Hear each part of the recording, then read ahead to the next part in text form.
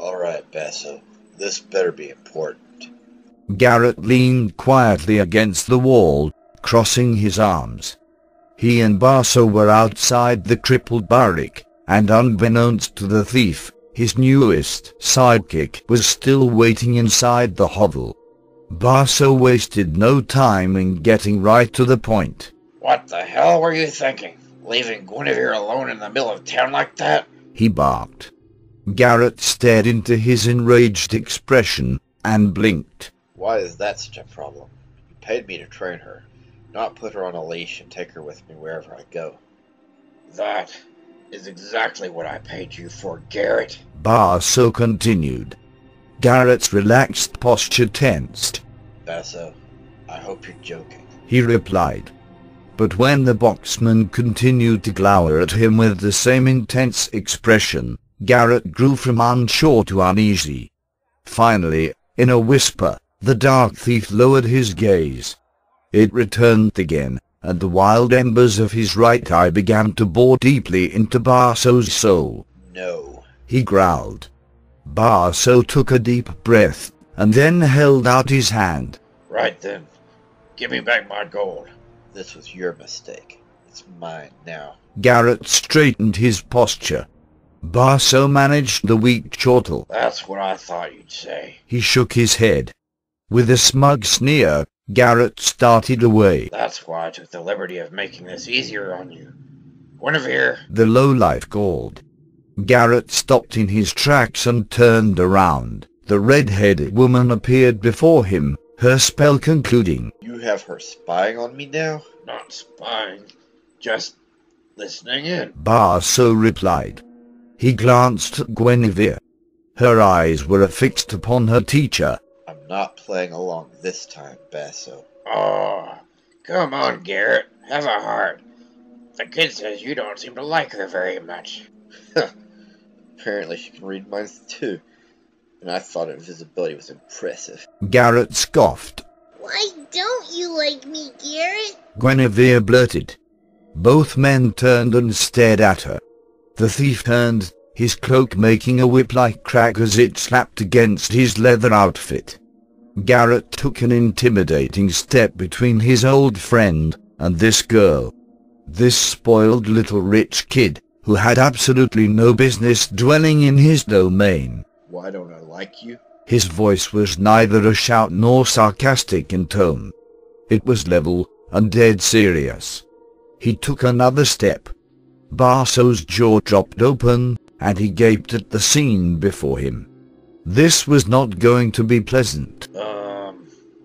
Okay. Well, it looks like you two are gonna go ahead and get everything worked out between the both of you, so... He began to creep off towards the tavern. I'm gonna go and, Stay, Basso. You need to hear this. Garrett interrupted, never letting his locked gaze leave Guinevere. So you never make this mistake again. Basso stopped in his tracks, and let his posture slag slightly. Garrett, do you really think that all of this is necessary? He offered. I mean, she's just a... The reason that I dislike you is because I've always hated those with false objectives. This life is hard enough to get through without having to deal with pretenders like yourself. He sneered. Guinevere leapt back, bringing her hand to her palpitating chest in shock. Basso began again, but quickly decided against it. Garrett was not the sort who would listen to reason. He never had been. I don't like the thought of spending my time with a Simmons. I'm a very wanted man, you know. I don't need this kind of trouble. But Garrett, I'm not a Simmons You can stop playing at that. I know your type. Little hand-fed brats. Get in their head for one selfish reason or another. That your perfect life is either a little too perfect, or more likely, not perfect enough. So you run away. Then try to see what it would be like to be a normal and hard-working person for once. His right eye continued to blaze as he lectured her. But what you don't realize is that it's already part of you. It's in you. It's all you know, and sooner or later, because of this, you return to your lavish little castle, and all this will be nothing more than a foolish mistake. You can no sooner stop being a spoiled brat than I can stop being what I am. A master thief. Guinevere began again. Garrett was having none of it. Excuses. Empty promises. That had been all he had seen from this girl. You're way out of your element down here in the slums. If it weren't for Basso, I wouldn't even be here talking to you. Without Basso and I, you wouldn't even know where to begin as a thief. You're nothing but a mediocre little... I have stolen before! The young woman roared, startling both men. She fumed, her body rising and falling with every overheated breath she took. What? Why didn't you mention this to me sooner then, kid? Basso inquired. Because she's full of shit, that's why. She's making the entire thing up. I've seen her, Basso. She's about as light on her feet as a charging rhinoceros. Without her invisibility, she'd be caught in a second. Garrett growled dryly. That's not true! If you would just shut your mouth and open your tapping ears for 1 second! Guinevere slandered, still full of fire. When she was sure that both men were listening to her, she continued. I stole from my parents, alright? It's the only thing I ever did against them. This may sound utterly crazy to street-hardened criminals like you lot, but I loved them. Hey now, let's not say things we're going to regret later. Basso cried, falsely offended. Although he was enjoying this newfound bite from the young, unsuspecting woman. Why did you steal from them? Garrett spoke up, the tiniest interest budding within his head. Guinevere released a deep sigh. I can't tell you. You'd both laugh in my face. She looked up, meeting Garrett's gaze with an extremely nasty glare. Especially you. The thief was unsure how to respond to this new thread of information, not to mention Guinevere's sudden sharp change in attitude. Is that why you say you can't go back? Basso asked. Yes. I got caught. That doesn't surprise me. Garrett mused. Garrett, honestly. Basso quipped. The boxman was starting to take a shining to this girl. It was indeed true that she was out of her element, and from what Garrett had told him, completely unskilled. But she had moxie and determination, both of which were quite rare amongst the upper crust, and Basso appreciated it. Then, Garrett asked the fateful question. What did you steal? Guinevere managed to calm down profusely, somehow. She relaxed her body, and growing strangely confident, she emitted a light chuckle. Object-wise, one very rare jewel. But as far as its value, enough to feed 100 people for life. This new bit of information sparked Basso's interest even further. His mind was practically salivating now. If one of the Simmons family treasures was worth so much, what of the rest of them? It was settled. Like it or not, Garrett had to keep this girl with him. Listen, sweetheart. Garrett and I need to discuss something in private. We do? The thief looked over his shoulder. Come on. It'll only take a minute. Basso whispered through his teeth, pushing Garrett inside. Garrett stroked Guinevere's glistening feathers, whilst the magpie pecked at a bit of stale bread in his hand.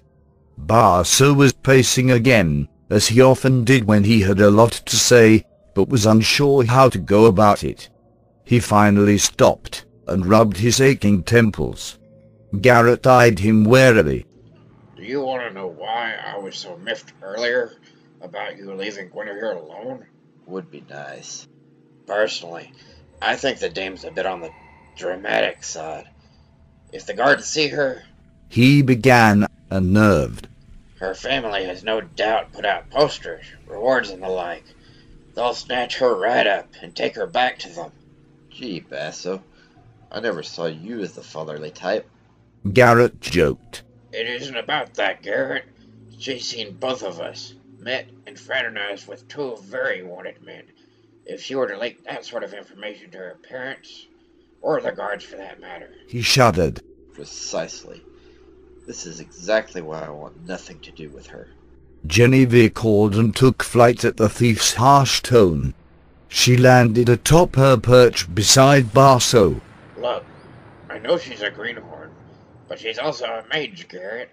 You of all people know how rare magic is grown within our world. Imagine a budding mage working for us. She could become a valuable asset in time. That's why I've given her so much slack. He sighed, leaning forward over his desk. He rubbed his weary head.